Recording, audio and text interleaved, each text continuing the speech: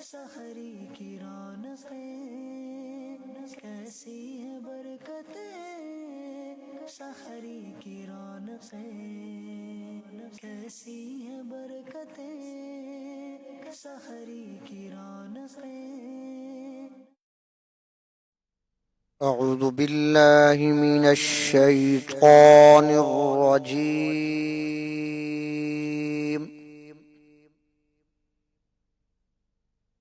بسم الله الرحمن الرحيم.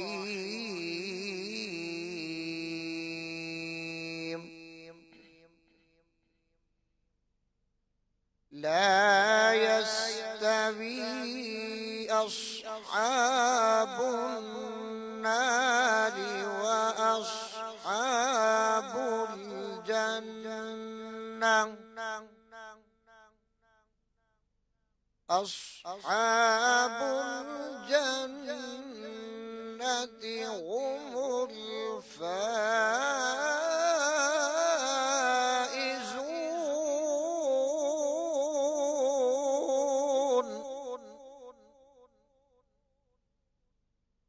لو أنزلنا هذا القرآن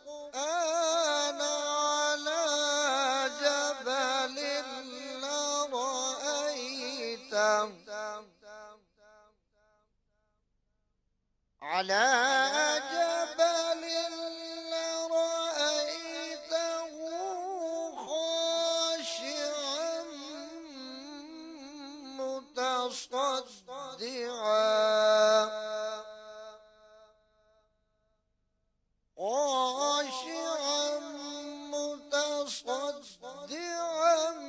من خشية الله.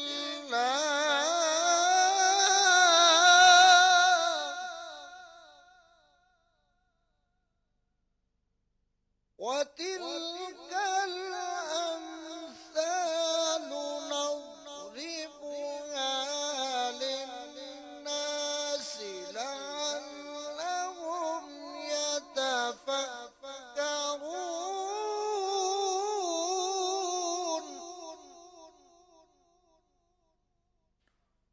والله الذي لا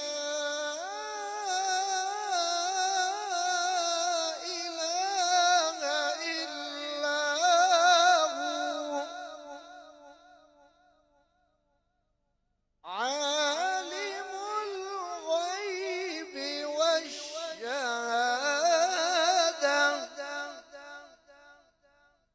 هو الرحمن الرحيم.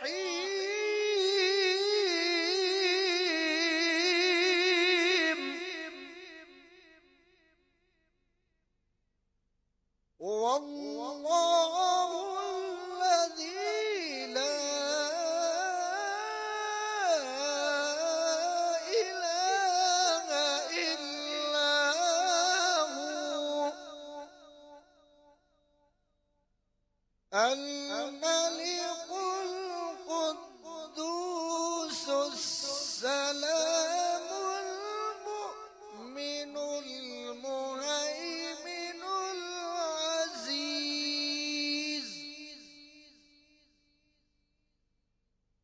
العزيز الجبار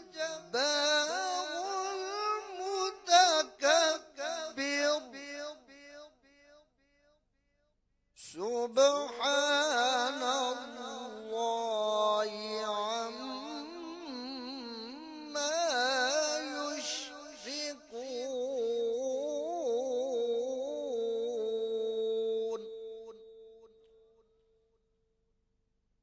والله الخالق البارئ المصور له الأسماء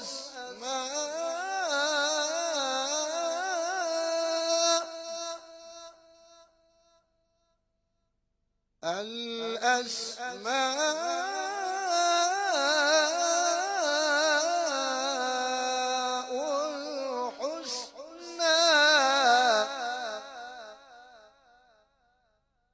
يسبح له ما في السماوات والأرض وهو العزيز الحكيم.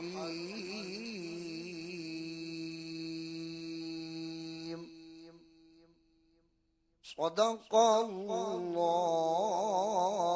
العظيم.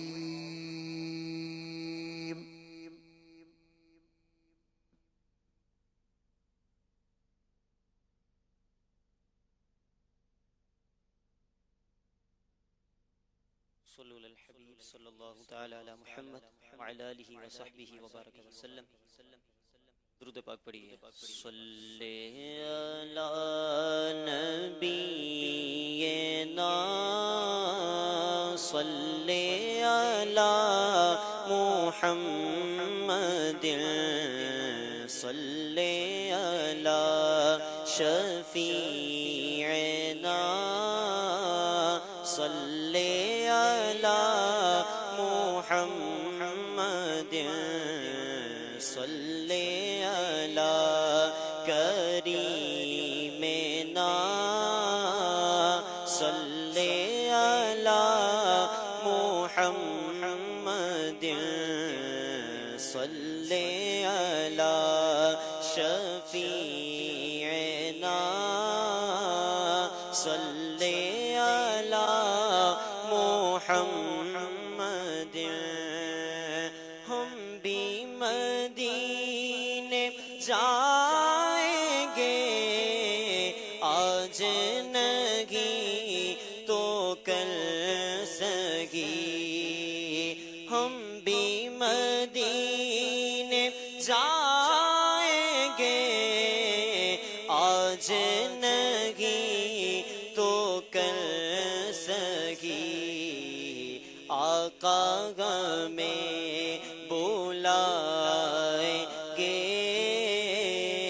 آج نہیں تو کل سگی. پڑھیے صلی علی نبینا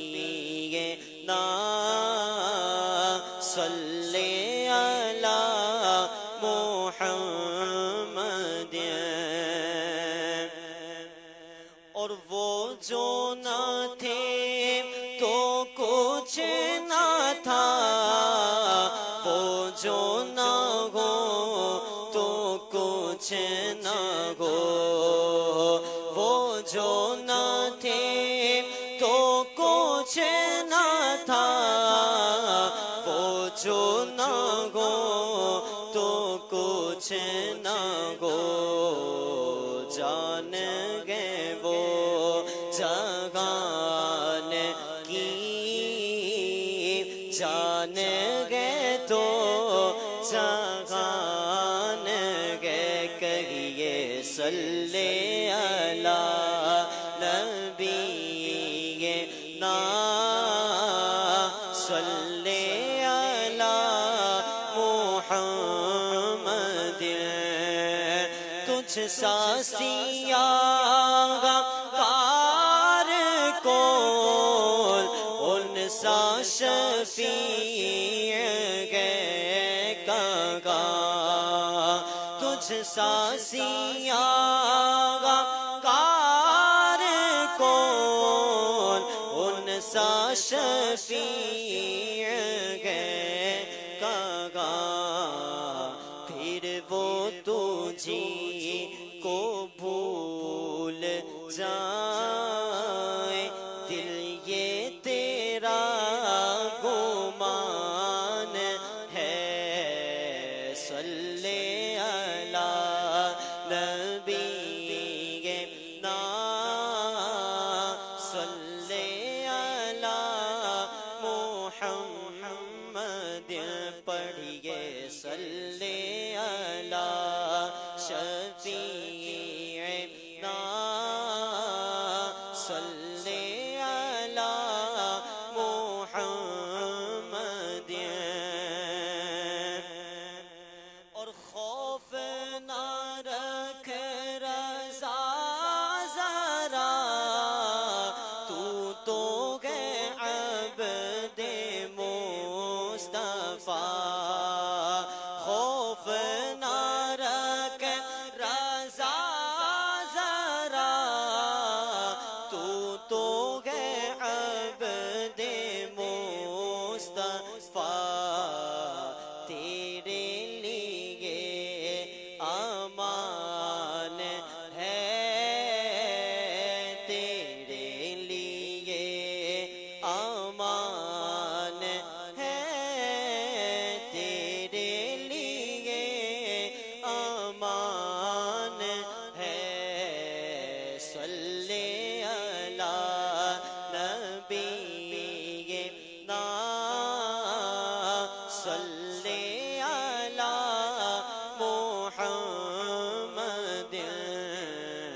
صلی علی شفیعنا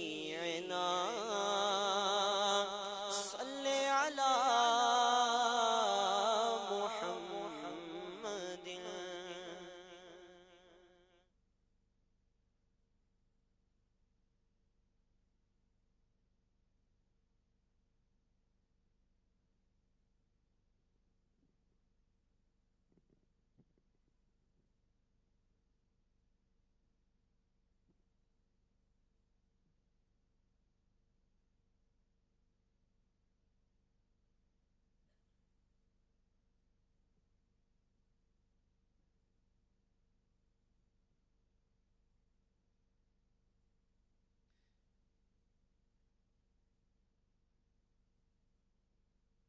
الحمد للہ رب العالمین والصلاة والسلام على سید المرسلین اما بعد فاعوذ باللہ من الشیطان الرجیم بسم اللہ الرحمن الرحیم الصلاة والسلام علیک یا رسول اللہ وعلى آلك وأصحابك يا حبيب الله الصلاة والسلام عليك يا نبي الله وعلى آلك وأصحابك يا نور الله نويت سنة الاعتكاف فرمان مصطفیٰ صلی اللہ علیہ وآلہ وسلم ہے، جب کوئی بندہ مجھ پر درود پڑھتا ہے فرشتہ اس درود کو لے کر اوپر جاتا ہے اور اللہ کی بارگاہ میں پہنچاتا ہے تو اللہ فرماتا ہے اس درود کو میرے بندے کی قبر میں لے جاؤ۔ یہ درود اپنے پڑھنے والے کے لیے استغفار کرتا رہے گا اور اس خاص بندے کی آنکھیں ٹھنڈی ہوتی رہیں گی۔ صلو علی الحبیب صلی اللہ تعالی علی محمد صلی اللہ علیہ وآلہ وسلم۔ حدیث پاک میں ہے کہ مومن کی نیت اس کے عمل سے بہتر ہے۔ یہ عاشقان رسول حاضرین و ناظرین اچھی اچھی نیتوں سے عمل کا ثواب بڑھ جاتا ہے۔ آئیے بیان سننے سے پہلے کچھ اچھی اچھی نیتیں کیے لیتے ہیں۔ نیت کیجئے رضائے الہی کے لیے بیان سنوں گا، با ادب بیٹھوں گا، خوب توجہ سے بیان سنوں گا، جو سنوں گا اسے یاد رکھنے، خود عمل کرنے اور دوسروں تک پہنچانے کی کوشش کروں گا۔ میرے پیارے پیارے اور میٹھے میٹھے اسلامی بھائیوں اور مدنی چینل کے ناظرین، احادیث کا ایک ایک لفظ علم و حکمت کا سمندر ہے۔ ان لفظوں میں قیامت تک آنے والوں کے لیے روشنی ہے، نور ہے، ہدایت ہے، مگر افسوس اب ان احادیث پڑھنے کا شوق کم سے کم ہوتا چلا جا رہا ہے۔ پہلے کے مسلمان حدیثیں پڑھنے کے بڑے شوقین تھے۔ ان بلند رتبہ لوگوں کو اگر خبر یہ مل جاتی کہ فلاں جگہ ایک شخص ہے جو ایک حدیث جانتا ہے، یہ صرف ایک حدیث سننے کی خاطر اپنا گھر بار چھوڑتے، کاروبار کو بند کرتے اور ہزاروں کلومیٹر سفر طے کر کے صرف ایک حدیث پڑھنے کے لیے جایا کرتے تھے۔ امام سیوطی علیہ رحمہ لکھتے ہیں کہ حضرت ابو عباس مستغفر علیہ رحمہ کو خبر ملتی ہے کہ مصر میں حضرت ابو حامد مصری علیہ رحمہ حدیث خالد بن ولید روایت کرتے ہیں، آپ نے گھر بار کو چھوڑا اور حدیث خالد بن ولید سننے کے لیے مصر پہنچے۔ حضرت ابو حامد مصری کی خدمت میں گئے، حدیث سنانے کا عرض کیا تو آپ نے فرمایا کہ پہلے 1 سال کے روزے رکھو پھر سناؤں گا۔ حضرت ابو عباس علیہ رحمہ کو حدیث سننے کا اتنا شغف تھا، اتنا شوق تھا کہ آپ نے 1 شوال اور 10 تا 13 ذوالحجہ چھوڑ کر پورے سال کے روزے رکھے، پھر حاضر ہوئے اور حدیث خالد بن ولید سننے کی سعادت حاصل کی۔ تو دیکھیے یہ تھے پہلے کے مسلمان، انہیں حدیثیں پڑھنے سننے کا کس قدر شوق تھا۔ آج کل غور کریں تو انسان بس کھاؤ پیو اور جان بناؤ کا شوقین رہ گیا۔ اللہ پاک ہمارے حال زار پر رحم فرمائے۔ حضرت زکریا بن عدی علیہ رحمہ فرماتے ہیں حضرت عبداللہ بن مبارک علیہ رحمہ کی وفات کے بعد میں نے انہیں خواب میں دیکھ کر پوچھا ما فعل اللہ بکا، یعنی اللہ نے آپ کے ساتھ کیا معاملہ فرمایا؟ آپ نے جواب دیا کہ طلب حدیث کے لیے سفر کے سبب اللہ تبارک و تعالی نے میری مغفرت فرما دی۔ تو کیا شان ہے، پتہ چلا کہ حدیث پاک سیکھنے کے لیے سفر کرنا یہ بہت بڑی نیکی ہے، اور ایسی با کمال نیکی ہے کہ جو بخشش کا سبب بن سکتی ہے، بخشش کا ذریعہ بن جاتی ہے۔ تو کیا شان ہے امام سیوطی علیہ رحمہ کی، اللہ پاک ہمیں بھی حدیثیں پڑھنے، لکھنے، سمجھنے اور یاد کرنے کی توفیق عطا فرمائے۔ حدیث پاک کیا ہے؟ ہمارے محبوب صلی اللہ علیہ وسلم کی زبان مبارکہ سے نکلے ہوئے پیارے پیارے بابرکت الفاظ، آپ صلی اللہ علیہ وسلم کے پیارے پیارے افعال کو حدیث کہتے ہیں۔ یوں ہی وہ کام جو آپ کی موجودگی میں ہوا مگر آپ نے اسے منع نہ فرمایا، اسے حدیث تقریری کہا جاتا ہے۔ اعلی حضرت امام اہل سنت امام احمد رضا خان علیہ رحمہ لکھتے ہیں کہ جو شخص حدیث پاک کا منکر ہے وہ نبی کریم صلی اللہ علیہ وسلم کا منکر ہے، جو نبی کریم علیہ السلام کا منکر ہے وہ قرآن کا منکر ہے، جو قرآن کا منکر ہے وہ اللہ کا منکر ہے، اور جو اللہ کا منکر ہے وہ صریح مرتد اور کافر ہے۔ علامہ محمد بن حسین علیہ رحمہ فرماتے ہیں کہ جتنے بھی قرآنی احکام ہیں وہ حدیث پاک کے بغیر نہیں سمجھے جا سکتے۔ مثلا قرآن کریم میں نماز پڑھنے کا حکم موجود ہے، لیکن پڑھنی کیسے ہے، اس کی شرائط کتنی ہیں، فرائض کتنے ہیں، واجبات کون کون سے ہیں، ارکان کی ادائیگی کرنی کیسے ہے، کس رکن میں کیا پڑھنا ہے، اس سب کی تفصیل آپ کے میرے آقا کریم صلی اللہ علیہ وسلم کی احادیث مبارکہ ہی سے ملتی ہے۔ یوں ہی قرآن کریم فرقان حمید میں زکوٰۃ دینے کا حکم دیا گیا، مگر کتنی دینی ہے، کب دینی ہے، اس کی تمام تر تفصیل ہمیں احادیث مبارکہ سے ملتی ہے۔ مزید فرماتے ہیں جو کہے میں نے قرآن کو حدیث کے بغیر سمجھ لوں گا وہ ملحد یعنی بے دین ہے۔ لہٰذا میرے میٹھے میٹھے اسلامی بھائیوں اور مدنی چینل کے ناظرین، اللہ تبارک و تعالیٰ قرآن مجید فرقان حمید میں ارشاد فرماتا ہے، پارہ 11 سورہ توبہ کی آیت نمبر 122، ترجمہ قرآن کنز العرفان، تو ان میں ہر گروہ میں سے ایک جماعت کیوں نہیں نکالی جاتی تاکہ وہ دین میں سمجھ بوجھ حاصل کریں، اور جب ان کی طرف واپس آئیں تو وہ انہیں ڈرائیں تاکہ یہ ڈریں۔ حضرت حماد بن زید علیہ رحمہ جو بہت بڑے عالم تھے، آپ فرماتے ہیں کہ اس آیت کریمہ میں محدثین کا ذکر ہے، اور یہ بھی فرمائے گا کہ ایک گروہ چاہیے کہ وہ گھروں سے نکلے، علماء کی خدمت میں پہنچیں، وہ جا کر حدیثیں سیکھیں، پھر واپس آ کر اپنے گھر والوں کو، قبیلے والوں کو، محلے اور شہر والوں کو وہ حدیثیں سکھایا کریں۔ تو کاش ہمیں بھی حدیثیں پڑھنے، سننے، سیکھنے اور سمجھنے کا شوق نصیب ہو جائے۔ صحابہ رسول ہیں حضرت ابو درداء رضی اللہ تعالی عنہ، پیارے آقا صلی اللہ علیہ وسلم کے وصال ظاہری کے بعد آپ دمشق چلے گئے، وہیں لوگوں کو علم دین سکھایا کرتے، حدیثیں سنایا کرتے۔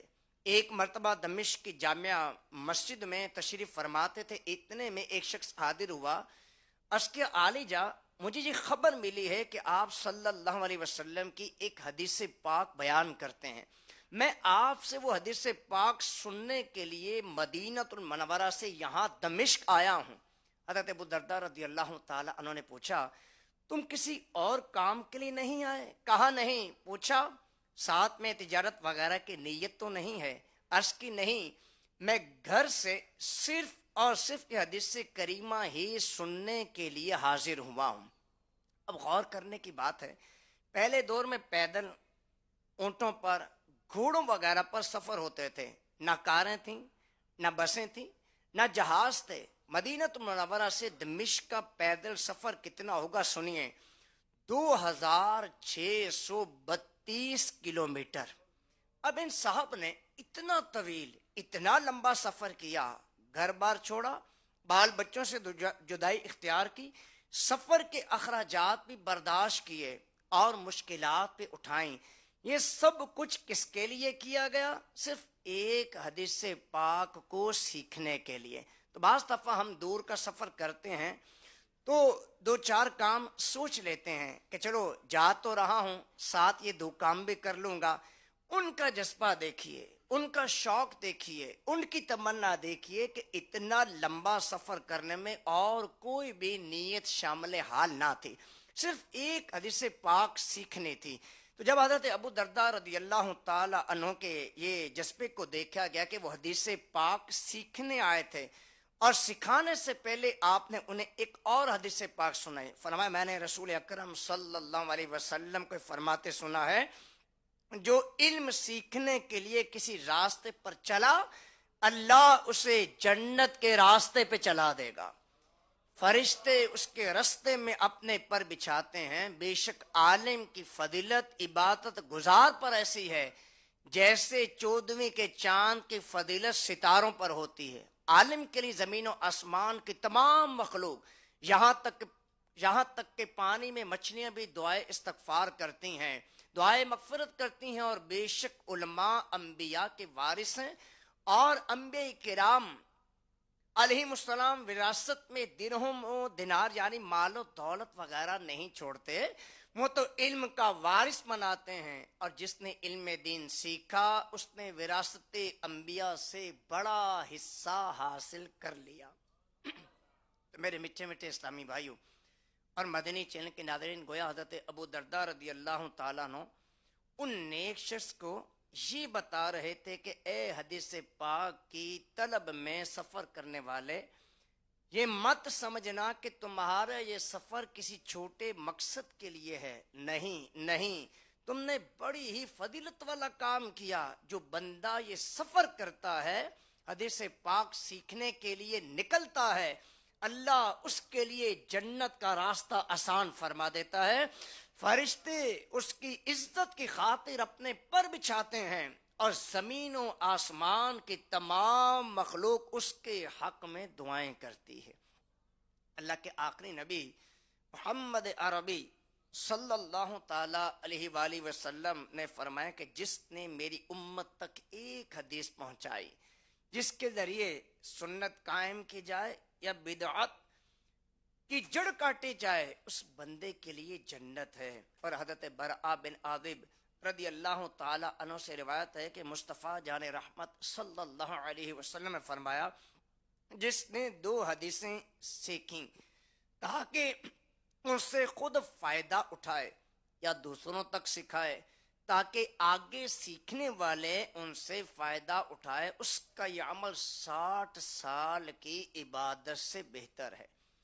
اللہ کے حبیب علیہ الصلوۃ والسلام نے فرمایا کہ علم سیکھنے میں جلدی کرو، پس سچے بندے سے ایک حدیث لینا زمین اور اس میں موجود تمام تر سونے چاندی سے بہتر ہے۔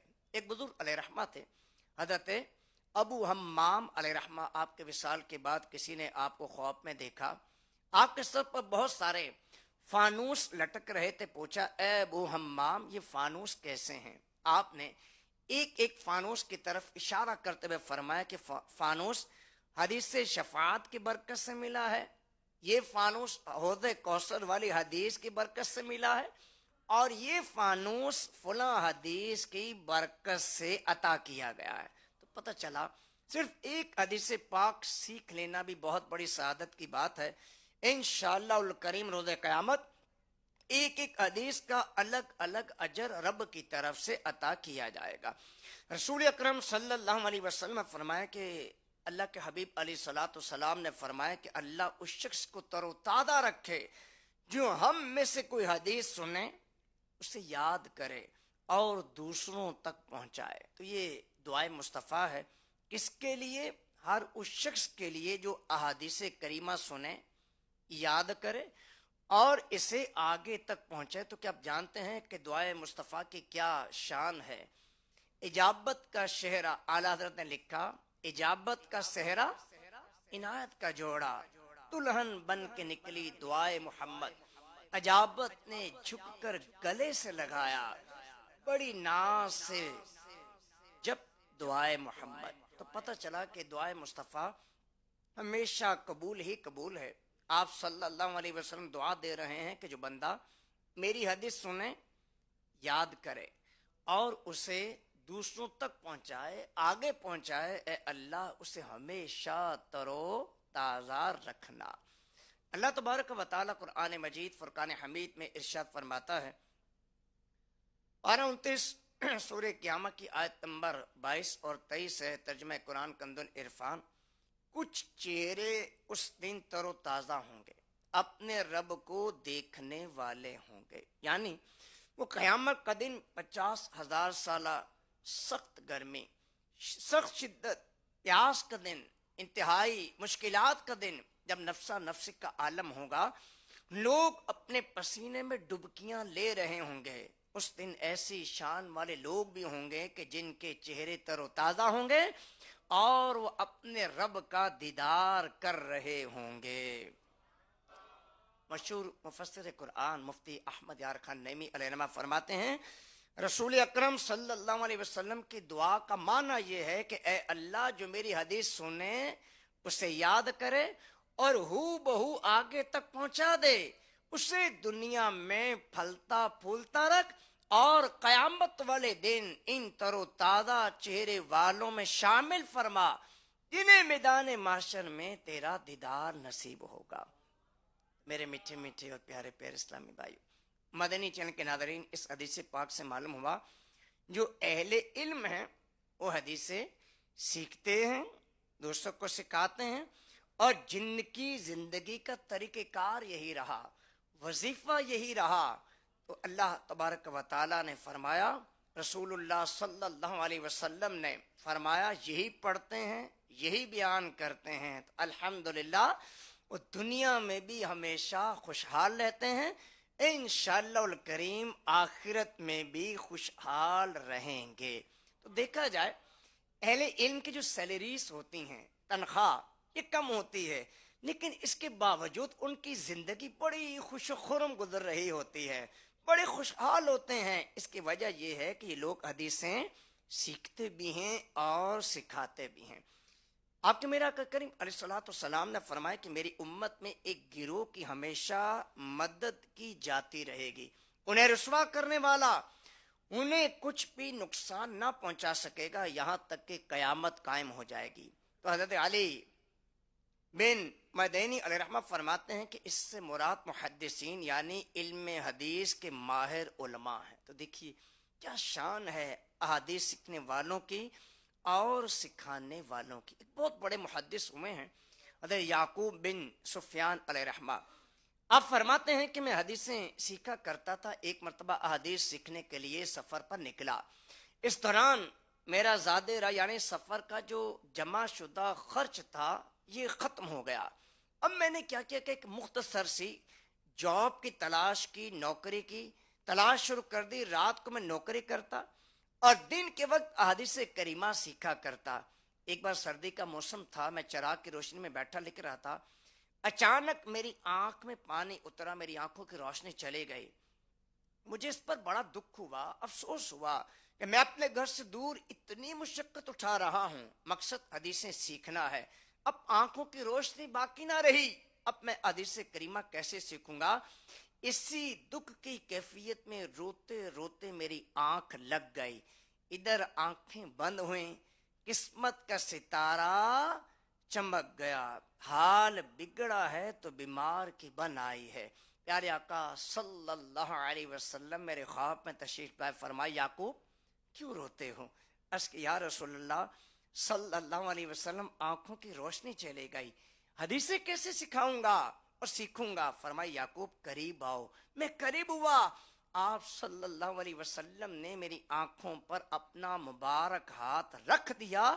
الحمدللہ جب میں نیند سے جاگا تو آنکھیں روشن ہو چکی تھیں.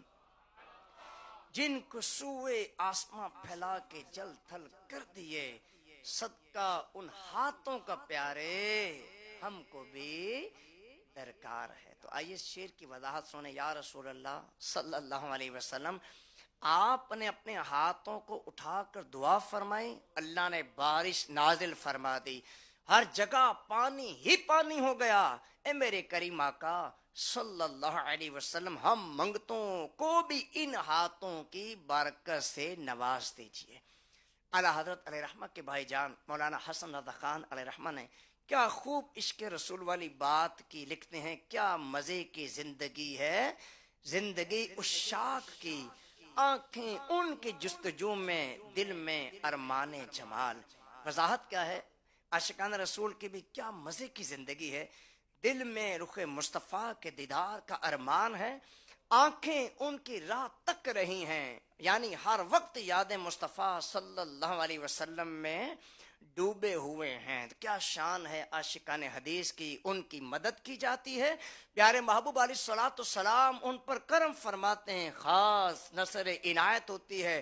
مشکل میں پھنس جائیں تو رسول خدا صلی اللہ علیہ وسلم خود بھی کرم فرما دیتے ہیں، خواب میں دیدار سے نواز کر مشکلیں حل بھی کر دیا کرتے ہیں. اے کاش ہماری زندگی میں بھی وہ لمحہ، وہ گھڑی آئے، رسول اکرم صلی اللہ علیہ وسلم کا ہمیں دیدار نصیب ہو جائے. اے کاش کبھی ایسا بھی ہو خواب میں میرے، ہوں جس کی غلامی میں وہ آقا نظر آئے. یا رب تیرے محبوب کا جلوہ نظر آئے، اس نور مجسم کا سراپا نظر آئے. صلو علی الحبیب صلی اللہ تعالی علی محمد صلی اللہ علیہ وآلہ وسلم. تو میرے میٹھے میٹھے اسلامی بھائیوں اور مدنی چینل کے ناظرین، افسوس اب لوگوں کے دل سے حدیث پاک سیکھنے کا جذبہ کم ہوتا نظر آ رہا ہے. سائنس سیکھنے کا جذبہ زیادہ ہے، کیمسٹری پڑھنے کا شوق بڑھتا چلا جا رہا ہے. لوگ فلسفہ پڑھنے کے لیے، علم نفسیات سیکھنے کے لیے، اور پتہ نہیں کیسے کیسے علوم سیکھنے کے لیے دور دور تک کا سفر اختیار کرتے، باہر کے ممالک میں جاتے، گھر بار کو چھوڑا جاتا، ہاسٹل کے اخراجات اٹھاتے، لاکھوں لاکھ روپے خرچ کرتے، اور پھر جب بچہ پڑھ کر واپس آتا ہے تو بڑے فخر کے ساتھ یہ بتایا جاتا ہے کہ میرا بیٹا فلاں ملک سے فلاں یونیورسٹی سے پڑھ کر آیا ہے اور یہ ڈگری لے کر آیا ہے. اگر جائز دنیاوی علم ہے، جائز طریقے سے سیکھا ہے تو شرعاً اس میں کوئی بھی حرج نہیں ہے، مگر سب سے عظیم ترین علم وہ علم دین ہے، وہ علم قرآن کے بعد علم حدیث ہے. اس طرف ہماری توجہ کیوں نہیں ہے؟ ایک بہت بڑے عالم صاحب تھے، ان کے دور طالب علمی کا واقعہ ہے کہ بندیال شریف میں پڑھا کرتے. ایک مرتبہ مدرسے میں کوئی فلسفی صاحب آپ پہنچے، طلباء کے ساتھ بیٹھنا ہوا، تعارف وغیرہ بھی کیا. وہ عالم صاحب جو اس وقت طالب علم تھے، اس فلسفی نے ان سے پوچھا کہ مولانا کیا پڑھتے ہو؟ کہا مشکات شریف یہ حدیث پاک کی کتاب ہے، یعنی میں حدیثیں پڑھتا ہوں. فلسفی صاحب بولے نہیں، میرا معنی یہ ہے کہ معقولات میں کیا پڑھتے ہو، یعنی فلسفے، منطق وغیرہ جو عقلی علوم ہیں ان سے متعلق کون سی کتاب پڑھی ہے یا پڑھتے ہو؟ انہوں نے بڑا خوبصورت جواب دیا، کہنے لگے میں حدیث پاک کو معقول سمجھ کر ہی پڑھتا ہوں. یعنی پیارے آقا صلی اللہ علیہ وسلم جن کے علم جیسا علم کسی کا نہیں، جن کی عقل مبارک ساری کائنات کی عقل سے اونچی ہے. حضرت وہب فرماتے ہیں کہ میں نے 70 آسمانی کتابوں میں پڑھا ہے. عقل کو اگر بڑا صحرا تصور کیا جائے اور اس میں سے صرف ایک ذرہ اس ساری مخلوق کو، تمام مخلوق کو دے دیا جائے، باقی ساری عقل محبوب ذیشان صلی اللہ علیہ وسلم کو عطا کی گئی ہے. رسول اکرم صلی اللہ علیہ وسلم کا سینہ مقدس وہ عظیم سینہ ہے. فرماتے ہیں کہ رب رحمان نے دستے قدرت میرے سینے پہ رکھا، اس کی برکت سے کائنات میں جو کچھ ہے وہ سب کچھ میں نے جان لیا.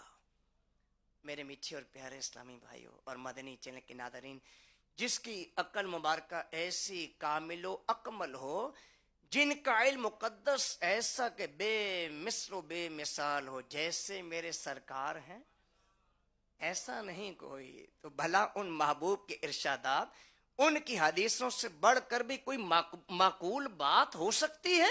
نہیں. دنیا کی ساری عقلیں، دنیا کے سارے علوم، سارے ایکسپیرینس، سارے تجربات، ساری تحقیقات، پیارے آقا صلی اللہ علیہ وسلم کی ایک حدیث کریمہ پر قربان ہو جائیں، جیسی بے مثل بات، جیسی با کمال بات، جیسی معقول ترین بات ان محبوب صلی اللہ علیہ وسلم کی ہے، ایسی کسی اور کی ہو ہی نہیں سکتی۔ سب سے اولا ہمارا نبی، سب سے بالا ہمارا نبی، اپنے مولا کا پیارا ہمارا نبی، دونوں عالم کا ہمارا نبی، اور کون دے تو ہے دینے کو منہ چاہیے دینے والا،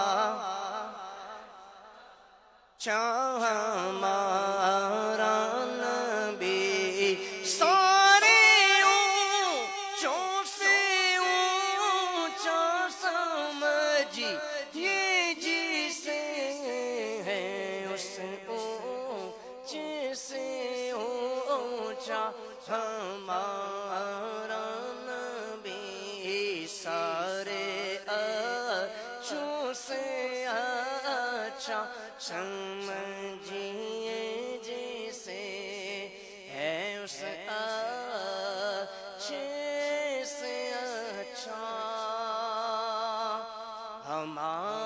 ہمارا نبی۔ میرے میٹھے میٹھے اسلامی بھائی اور مدنی چینل کے ناظرین، یہاں ایک بات عرض کروں، دنیا کے جتنے بھی علوم ہیں سب کے سب کیا ہیں؟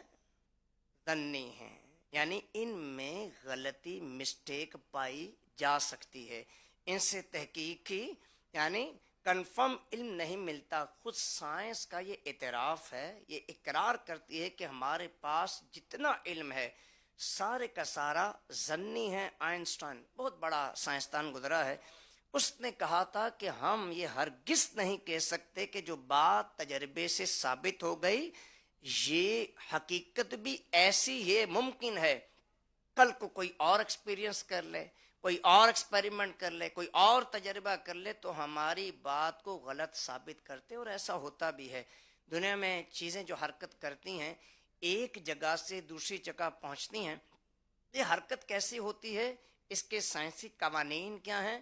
دیکھیں، دنیا میں 2000 سال تک ارسطو کے بتائے ہوئے قوانین حرکت و سائنس مانتی رہی، پھر نیوٹن نے ان قوانین کو غلط ثابت کر دیا اور حرکت کے نئے قوانین کو بنا دیا۔ آئنسٹائن نے آ کر اضافت کا نظریہ دیا، نیوٹن کے قوانین کو غلط ثابت کر دیا۔ یہ حقیقت ہے، اور کتابوں میں لکھا ہے کہ ایسا ہوتا ہے کہ دنیا کے جتنے بھی علوم ہیں یہ سب کے سب کیا ہیں؟ ظنی ہیں، تخمینے پر قائم ہیں۔ کل اور تجربہ ہوگا اور ممکن ہے کہ پچھلوں کی غلطی نکل آئے اور نیا تجربہ کوئی نئی بات کو ثابت کر دے، مگر قربان جائے محبوب خدا صلی اللہ علیہ وسلم کے کہ اللہ نے آپ کو چیزوں کی حقیقتوں کا علم دیا، دنیا کے ہر چیز کو ایسے جانتے ہیں جیسے وہ حقیقت ہے۔ اس لیے آپ صلی اللہ علیہ وسلم کی بتائی ہوئی ہر بات، ہر فرمان ظنی نہیں ہے بلکہ قطعی ہے، یقینی ہے، حتمی ہے۔ جو رسول خدا صلی اللہ علیہ وسلم نے فرما دیا ایسا ہی ہے۔ دنیا ادھر کی ادھر ہو سکتی ہے، آسمان نیچے سے زمین اوپر ہو سکتی ہے، مگر رسول اکرم صلی اللہ علیہ وسلم کا فرمان عالی شان کبھی بھی غلط نہیں ہو سکتا۔ الحمدللہ ہم مسلمان اس حقیقت کو ہر مسلمان جانتا بھی ہے، مانتا بھی ہے، مگر افسوس اس کے باوجود حدیث پاک پڑھنے کا جو جذبہ ہے یہ کم سے کم ہوتا دکھائی دے رہا ہے۔ تو کاش ہمیں شوق علم دین نصیب ہو جائے، ہمیں شوق علم حدیث نصیب ہو جائے۔ تو میرے میٹھے میٹھے اسلامی بھائیوں اور مدنی چینل کے ناظرین، آج کل عالمی سطح پر الحاد بہت پھیل رہا ہے۔ دیکھیں یہ بہت بڑا فتنہ ہے. الحاد کسے کہتے ہیں؟ یعنی بے دینی. وہ لوگ جو اللہ کے وجود کا ہی انکار کرتے ہیں انہیں کیا کہا جاتا ہے؟ ملحد. اور اس فتنے کا کیا حل ہے؟ اس کی کاٹ کیسے کی جائے، اس سے حفاظت کی جائے، کیسے کی جائے؟ تو حضرت ابو نصر بن سلام علیہ رحمہ فرماتے ہیں ملحدین پر سب سے بھاری چیز آپ کے میرے آقا کریم صلی اللہ علیہ وسلم کی پیاری پیاری احادیث ہیں، پیارے پیارے ارشادات ہیں. تو پتہ چلا اگر بے دینی کے فتنے سے اپنے آپ کو بچانا ہے، بے دینی کے فتنے سے نپٹنا ہے، اس کی کاٹ کرنی ہے، اس کا علاج کیا ہے؟ حدیثیں پڑھیں، حدیثیں سنیں اور احادیث کریمہ کو عام سے عام کرتے چلے جائیں. اس لیے ہمیں چاہیے کہ احادیث کریمہ کو خوب کام کریں، احادیث سیکھا بھی کریں اور دوسروں کو سکھایا بھی کریں. تو اللہ تبارک و تعالیٰ کے نیک اور برگزیدہ بندوں میں کس قدر علم دین اور بالخصوص شوق علم حدیث سیکھنے کا ایک شغف تھا، ایک شوق تھا ہمارے بزرگوں کو. اللہ کے نیک بندوں کو علم حدیث کا کیسا شغف تھا. حضرت جابر بن عبداللہ رضی اللہ تعالی عنہ صحابی رسول ہیں. ایک مرتبہ آپ کو خبر ملتی ہے کہ حضرت عبداللہ بن انیس انصاری رضی اللہ تعالی عنہ کے پاس ایک حدیث ہے جو حضرت جابر رضی اللہ تعالی عنہ نے نہیں سنی تھی. اب دیکھیں کہ آپ نے ایک اونٹ خریدا اور ایک مہینے کا سفر کر کے ملک شام پہنچتے ہیں. حضرت عبداللہ بن انیس رضی اللہ تعالی عنہ سے اس حدیث کریمہ کو سنا، واپس تشریف لے آئے. حضرت عبداللہ بن ممارک علیہ رحمہ بہت بڑے محدث گزرے ہیں. آپ نے حدیثیں سیکھنے کے لیے یمن، مصر، شام، بصرہ اور کوفے کا سفر فرمایا. آپ حدیثیں سنتے انہیں لکھتے، کیوں آپ نے حدیثوں کا ایک بہت بڑا ذخیرہ جمع کر لیا. حضرت ابو مشعر کوفی علیہ رحمہ نے صرف ایک حدیث پاک سننے کے لیے کوفے سے بصرہ کا سفر اختیار کیا. حضرت اربدہ تمیمی علیہ رحمہ فرماتے ہیں کہ مجھے جہاں بھی کسی صاحب علم کی خبر پہنچی میں ان سے حدیث پاک سننے کے لیے وہیں پہنچ گیا. میرے میٹھے اور پیارے پیارے اسلامی بھائیو، حضرت ابن مقری علیہ رحمہ فرماتے ہیں کہ میں نے احادیث سیکھنے کے لیے 4 مرتبہ مشرق سے مغرب تک کا سفر کیا. حضرت یعقوب بن سفیان رحمہ حدیثیں سیکھنے کے لیے مسلسل 30 سال تک سفر اختیار کرتے رہے. میرے میٹھے اور پیارے پیارے اسلامی بھائیوں اور مدنی چینل کے ناظرین، حضرت ابن محمد مروزی علیہ رحمہ فرماتے ہیں کہ حضرت یعقوب بن سفیان علیہ رحمہ کے انتقال کے بعد میں نے انہیں خواب میں دیکھا، پوچھا ما فعل اللہ بکا، یعنی اللہ نے آپ کے ساتھ کیا معاملہ فرمایا؟ جواب دیا کہ اللہ نے میری بخشش کر دی، مغفرت فرما دی اور حکم ارشاد فرمایا جیسے دنیا میں لوگوں کے سامنے حدیثیں بیان کیا کرتا تھا ایسے ہی آسمان والوں کے سامنے حدیث بیان کرو. پیارے پیارے اور میٹھے میٹھے اسلامی بھائی اور مدنی چینل کے ناظرین، دیکھیے اللہ کے نیک بندے پہلے کے اسلاف، پہلے کے بزرگان دین کیسی محنت کے ساتھ کیسی مشقتیں اٹھا کر حدیثیں سنا کرتے تھے، سیکھا کرتے تھے. آج لوگوں نے حدیث کریمہ کو اتنا آسان سمجھ لیا. ہمارے لوگ فیس بک سے حدیثیں سیکھ رہے ہوتے ہیں، YouTube, social media, what's up وغیرہ کے ذریعے حدیثیں سیکھی جاتی ہیں. کوئی خبر نہیں کہ جو یہ میسج ملا ہے، ایک بات جو مجھ تک یہ پہنچی ہے جسے حدیث کہا جا رہا ہے، یہ واقعی حدیث ہے؟ پیارے محبوب صلی اللہ علیہ وسلم کا یہ فرمان ہے یا نہیں؟ اس کی کوئی تحقیق نہیں کی جاتی. پہلے کے اصلاح، پہلے کے بزرگان دین ایک ایک حدیث سننے کے لیے اس کے اصل راوی سے الفاظ کی تصدیق کروانے کے لیے اتنی مشقتیں، اتنی تکلیفیں اٹھاتے تھے، دور دور تک کا سفر اختیار کرتے. ایک ہم ہیں کہ اسے بہت ہی آسان لے رہے ہیں، لائٹ لے رہے ہیں، تحقیق تو کرتے ہی نہیں. بعض دفعہ تو اپنی طرف سے ہی کہہ رہے ہوتے ہیں یہ حدیث ہے، حالانکہ وہ حدیث نہیں ہوتی. تو لہٰذا میرے میٹھے اور پیارے پیارے اسلامی بھائیوں، یہ دعوت اسلامی کا خوبصورت سا پیارا سا ماحول ہے کہ جس کے ادارتی شعبہ جامعۃ المدینہ میں الحمدللہ درس نظامی کروایا جاتا ہے. فور بوائز کے بھی ہیں، فور گرلز کے بھی ہیں. آپ اپنے اپنے شہروں میں، اپنے اپنے ممالک میں، جہاں جہاں بھی آپ سن رہے ہیں، حاضرین میں اور ناظرین میں، اپنے گھر میں سے کسی ایک بیٹے کو اور کسی ایک بیٹی کو عالم اور عالمہ بنانے کی نیت کر لیجئے. دعوت اسلامی کے علم دین سیکھنے اور سکھانے کا سبب بننے والے دعوت اسلامی کے قافلے بھی ہیں. 12 ماہ میں زندگی بھر میں یک مشت 12 ماہ سفر کی سعادت حاصل کر لیجئے.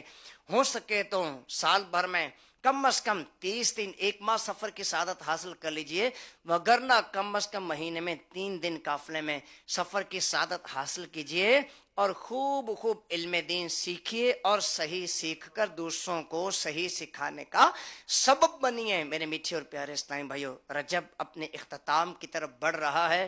کل اللہ نے چاہا تو غروب آفتاب ہوگا اور شعبان المعظم کا مہینہ جاری و ساری ہو جائے گا. آقا کریم علیہ الصلوۃ والسلام فرمایا رجب اللہ کا مہینہ ہے، شعبان میرا مہینہ ہے اور رمضان میرے امتیوں کا مہینہ ہے. شعبان آ رہا ہے، تہجد کی نفل روزوں کے نیت کر لیجئے اور امیر اہل سنت دامت برکاتہم العالیہ کے عطا کردہ اس دور پرفتن میں آسانیوں سے نیکیاں کرنے اور گناہوں سے بچنے کے عظیم الشان اس کے بنام 72 نیک اعمال پر عمل کرتے ہوئے اپنے شب و روز گزاریے. اسلامی بہنوں کے لیے 63 ہیں، اسلامی چھوٹے بچوں کے لیے 40 ہیں، درس نظامی کرنے والے طلباء کرام کے لیے یہ 92 ہیں، طالبات کے لیے 83 ہیں، جو سن نہیں سکتے بول نہیں سکتے ان کے لیے 27 ہیں، اور اصلاح برائے قیدیان کے لیے 52 ہیں، اور جو حج پہ جاتا ہے اس کے لیے بھی 19 ہے، اور عمرے پر سفر کرنے والوں اور والیوں کے لیے بھی 19 نیک اعمال ہیں. اللہ پاک سے دعا ہے اللہ تبارک و تعالی ہمیں علم حدیث سیکھنے اور صحیح سیکھ کر دوسروں تک پہنچانے کی سعادت نصیب فرمائے. آمین بجاہ نبی الامین صلی اللہ علیہ وآلہ وسلم. انشاءاللہ الکریم آپ میں جو عاشقانہ رسول میں نیک اعمال کے رسالے تقسیم کیے جا رہے ہیں، آج انشاءاللہ الکریم اپنے نیک اعمال کا آج ہم جائزہ لینے کی اس رسالے کے ذریعے سے سعادت حاصل کریں گے. ہو سکتا ہے کہ ہر جگہ پر اگر آپ کو یہ رسالہ میسر نہ ہو تو آپ اپنے اسمارٹ فون پر جائیے اور 72 نیک اعمال کی اپلیکیشن کو ڈاؤن لوڈ کرنے کی سعادت حاصل کر لیجئے. اس کے ذریعے سے بھی آپ روزانہ اپنے نیک اعمال کا جائزہ لے سکتے ہیں. تو آئیے اجتماعی جائزہ آج کا کرنے کی سعادت حاصل کرتے ہیں. صلو علی الحبیب صلی اللہ تعالی علی محمد صلی اللہ علیہ وآلہ وسلم. یومیہ 56 نیک اعمال. نمبر 1 اچھی نیتیں کی. 2 5 نمازیں بعد جماعت ادا کی. 3 ہر نماز سے قبل نماز کی دعوت دی. 4 رات میں سورہ ملک پڑھی یا سن لی. 5 ہر نماز کے بعد آیت الکرسی تسبیح فاطمہ سورہ اخلاص پڑھی. 6 کنز الایمان سے 3 آیات یا صراط الجنان سے 2 صفحات مع ترجمہ تفسیر پڑھی یا سن لیے. 7 شجرے کے اوراد پڑھے. 8 313 بار درود شریف پڑھے. 9 آنکھوں کو گناہوں سے بچایا. 10 کانوں کو گناہوں سے بچایا. 11 فضول نظری سے بچتے ہوئے نگاہیں نیچی رکھیں. 12 منٹ مکتبۃ المدینہ کی اصلاح کتاب پڑھی. 13 اذان و اقامت کا جواب دیا. 14 غصے کا علاج کیا. 15 اپنا جائزہ کیا. 16 اپنے نگران کی اطاعت کی. 17 آپ اور جی کہہ کر بات کی. 18 مدرسۃ المدینہ بالغان میں پڑھا یا پڑھایا. 19 عشاء کی جماعت سے 2 گھنٹے میں گھر پہنچ کے. 20 2 گھنٹے دینی کاموں پر صرف کیے. 21 فجر کے لیے جگایا. 22 دوسروں کے گھروں میں جھانکنے سے بچے. 23 گھر درس ہوا. 24 مسجد درس دیا یا سنا. 25 سنت کے مطابق لباس پہنا. 26 سنت کے مطابق کھانا کھایا. 26 زلفیں رکھنے کے سنت پر عمل ہے. 27 ایک مشت داڑھی ہے. 28 گناہ ہونے کی صورت میں فوراً توبہ کی. 29 سنت کے مطابق کھانا کھایا. 30 مسلمانوں کو سلام کیا. 31 کچھ نہ کچھ سنتوں پر عمل کیا. 32 ظہر کی سنت قبلیہ فرض سے پہلے ادا کی. 33 تہجد یا صلاۃ اللیل پڑھی. 34 ابابین یا اشراق و چاش پڑھی. 35 عصر یا عشاء کے سنت قبلیہ پڑھی. 36 12 دینی کاموں میں سے ایک دینی کام کی ترغیب دلائی 37، دوسروں سے مانگ کر چیزیں تو استعمال نہیں کی 36،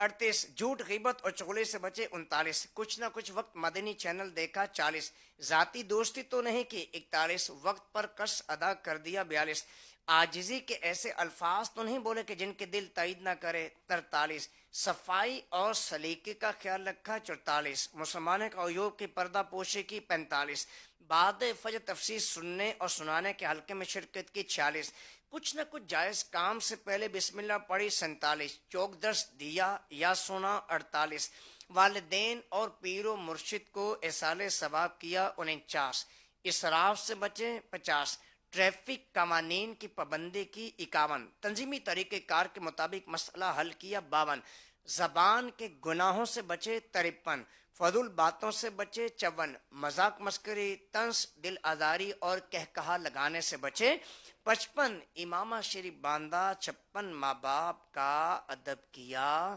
میرے میٹھے میٹھے اسلامی بھائیوں اور مدنی چینل کے ناظرین، نیت کر لیجئے کہ انشاءاللہ الکریم آئندہ بھی نیک اعمال کے اس رسالے یا اپلیکیشن کے ذریعے سے اپنا ایک خاص وقت مقرر کر کے اکاؤنٹیبلٹی، خود احتسابی، اپنے اعمال کا جائزہ روزانہ کی بنیاد پر ڈیلی بیسس پر لیا کریں گے انشاءاللہ الکریم۔ صلو علی الحبیب صلی اللہ تعالی علی محمد صلی اللہ علیہ وآلہ وسلم۔ الحمدللہ رب العالمین، والصلاة والسلام علی سید المرسلین، اللہم صل علی سیدنا و مولانا محمد معدن الجود والکرم وآلہ وبارک وسلم۔ یا ارحم الراحمین، یا ارحم الراحمین، یا ارحم الراحمین، یا ربنا یا ربنا یا ربنا یا ربنا یا ربنا، تیرے گناہگار سے اسی اشعار بندوں نے تیرے کرم سے، تیرے فضل سے، تیری توفیق سے ایک بار پھر رجب المرجب کی اس آخری اس سال کے شب کو تیرے حضور اپنے ہاتھوں کو اٹھایا ہے۔ خوش نصیبوں نے رجب المرجب میں خوب قیام کیے، سجود کیے، روزے رکھے، تہجد پڑھی، اشراق و چاش کے نوافل پڑھے، اوابین کے نوافل پڑھنے کی سعادت کو پایا۔ تیری بندگی میں، تیری اطاعت میں، تیری رضا والے کام کر کے تجھے راضی رکھنے اور کرنے کی کوشش کی، لیکن وہ بھی تعداد ہے اس حرمت والے مہینے کے اندر بھی طرح طرح کے گناہ کرتی رہی۔ آنکھ سے بد نگاہی، زبان سے جھوٹ غیبت چغلی، کانوں سے حرام کا سننا، ہاتھوں کے گناہ، پیروں کے گناہ۔ خوش نصیب وہ کہ جنہوں نے تجھ کو راضی کر لیا تو ان سے راضی ہو گیا۔ مولا، جن جن کے تو نے روزے قبول کیے، سجدے قبول کیے، حج کرنے والے کے حج کو قبول کر لیا، عمرہ کرنے والوں کے عمروں کو قبول کیا، تلاوت کرنے والوں کی تلاوت قرآن کو قبول کر لیا، نماز پڑھنے والوں کی نمازوں کو قبول کر لیا۔ مجھے ان کا واسطہ تو ہمارے صغیرہ اور کبیرہ گناہوں کو معاف کر دے۔ آج تک جو تیری نافرمانی ہوئی اس پر سچی توبہ کی توفیق عطا کر دے۔ گو ذلیل و خوار ہوں کر تو کرم، پر سگے دربار ہوں کر تو کرم، عاصیوں میں کوئی ہم پلہ نہیں، مفلس ہو نادار ہوں کر دو کرم، کر کے توبہ، کر کے توبہ، کر کے توبہ، پھر گناہ کرتا ہے جو، کر کے توبہ، پھر گناہ کرتا ہے جو، میں وہی بدکار ہوں کر دو کرم، میں وہی بدکار ہوں کر دو کرم، میں وہی بدکار ہوں کر دو کرم، امتحان کے کہاں قابل ہوں میں پیارے اللہ،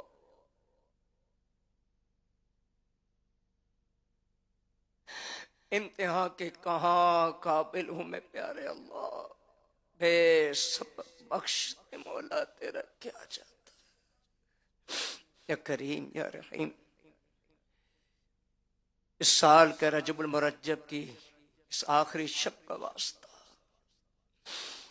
اے اللہ آئندہ نیکیوں بری زندگی نصیب کرتے، ہمارا لمحہ و ساعتیں تیری بندگی کرتے ہوئے، تیری اطاعت کرتے ہوئے، تیرے احکامات پر عمل کرتے ہوئے، تیرے محبوب علیہ السلام کی سنتوں پر چلتے ہوئے گزر جائیں، توفیق عطا کرتے، بے قراروں کو قرار دے، بے چینوں کو چین دے دے، بے سکونوں کو سکون دے دے، بے اولادوں کو اولاد عطا کر دے۔ طرح طرح کے بیماروں نے تیرے دربار میں اپنے ہاتھوں کو اٹھایا، اے اللہ، وہ ہیپاٹائٹس کا مریض، شوگر کا مریض، کسی کو آدھے پورے سر کا درد نہیں جاتا، کسی کی کمر کی تکلیف بڑھتی چلی جا رہی ہے، گھروں میں مریض ہیں، اسپتالوں میں مریض ہیں، نہ جانے کون کون اس وقت حاضرین ناظرین میں بیمار ہے۔ اللہ جسمانی بیمار بھی، روحانی بیمار بھی، شفائے کاملہ عاجلہ عطا فرما، ہمارے چلے جانے والوں کو بخش دے، وقت رخصت ہمارا ایمان سلامت رکھنا، عافیت کے ساتھ میٹھے میٹھے مدینے میں شہادت کی موت عطا فرما، زندگی اچھوں میں گزر جائے، بروں کی سنگت سے بچا لے۔ اللہ جو والدین کے نافرمان ہیں اولاد میں، یا اللہ ان کو اپنے والدین کی اطاعت فرما برداری ادب نصیب فرما، آئندہ ہماری کوئی نماز قضا نہ ہو، اللہ شعبان المعظم کے آنے والے معمبر متبرک مہینے کی قدر عطا فرما، اے اللہ اس سے اگلا مہینہ رمضان ہوگا، اے اللہ ہمیں رمضان میں دعوت اسلامی کے زیر اہتمام ہونے والے ایک ماہ اور آخری عشرے کے اعتکاف کرنے کی سعادت عطا فرما، یا کریم جو بیٹیوں کے متمنی ہیں ان کو بیٹیاں عطا کر دے، جو بیٹوں کے خواہش مند ہیں ان کو بیٹے عطا فرما، اے اللہ حج کی سعادت دے دے، میٹھا میٹھا مدینہ دکھا دے اور مدینے والا بھی دکھا دے، اے کاش کبھی ایسا بھی ہو خواب میں میرے، ان جس کی غلامی میں وہ آقا نظر آئے۔ میرے ہادی، میرے رہنما، امیر علیہ سنت بانی دعوت اسلامی حضرت علامہ مولانا محمد الیاس الطور قادری صاحب دامت برکاتہم العالیہ کے علم میں، عمل میں، عمر میں، درجات میں، تقوی پرہیزگاری میں، اخلاق میں، مسکراہٹ میں، عشق رسول میں اور برکتیں عطا فرما، ان کا سیاتی فت ہم پر دراز فرما، کراچی کے گل پلازا اے اللہ جن جن کا جو نقصان ہو چکا ہے اللہ ان کو نعم البدل عطا فرما، جن جن کے لواحقین اب تک اس دنیا سے چلے گئے اور وہاں اے اللہ اپنے پیاروں کو دوبارہ دیکھ اب نہ سکیں گے، اے اللہ ان کو صبر اور صبر پر اجر عظیم نصیب فرما، جانے والوں کو غریق رحمت فرما، اپنے جوار رحمت میں جگہ عطا فرما، اخروی تمام منازل ان کی تو آسان فرما، ہمیں انہیں شفاعت مصطفیٰ سے بہرمند فرما، جنت میں اعلیٰ علیین میں جگہ عطا فرما۔ کہتے رہتے ہیں دعا کے واسطے بندے تیرے، کر دے پوری آرزو ہر بے کسوں مجبور کی، یا اللہ ہمارے وطن عزیز کے چپے چپے کی حفاظت فرما۔ ان اللہ وملائکتہ یصلون علی النبی یا ایہا الذین آمنوا آمنوا صلوا عليه وسلموا تسليما صلى الله على النبي الأمي وآله صلى الله عليه وسلم صلاة وسلاما عليك يا سيدي يا سيدي يا سيدي يا مكي يا مدني يا عربي يا قرشي يا هاشمي يا مطلب يا رسول الله صلى الله عليه وسلم سبحان ربك رب العزة عما يصفون وسلام على المرسلين والحمد لله رب العالمين لا إله إلا الله محمد رسول الله صلى الله عليه وسلم اے شہنشاہ مدینہ الصلاۃ والسلام، اے شہنشاہ مدینہ الصلاۃ والسلام، زینت عرش معلی الصلاۃ والسلام، مومنوں پڑھتے رہو تم اپنے آقا پر درود، مومنوں پڑھتے رہو تم اپنے آقا پر درود، ہے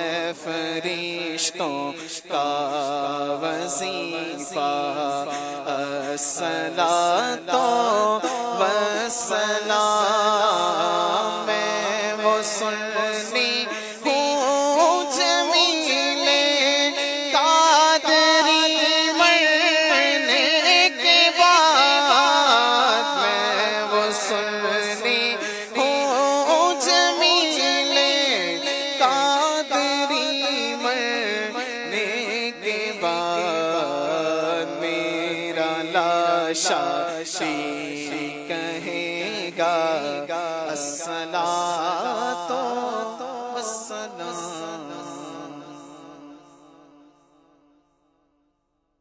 الله ملائكته يصلون على النبي يا أيها الذين آمنوا صلوا عليه وسلموا تسليما صلى الله على النبي الأمي وآله صلى الله عليه وسلم صلاة وسلاما عليك يا سيدي يا سيدي يا سيدي يا رسول الله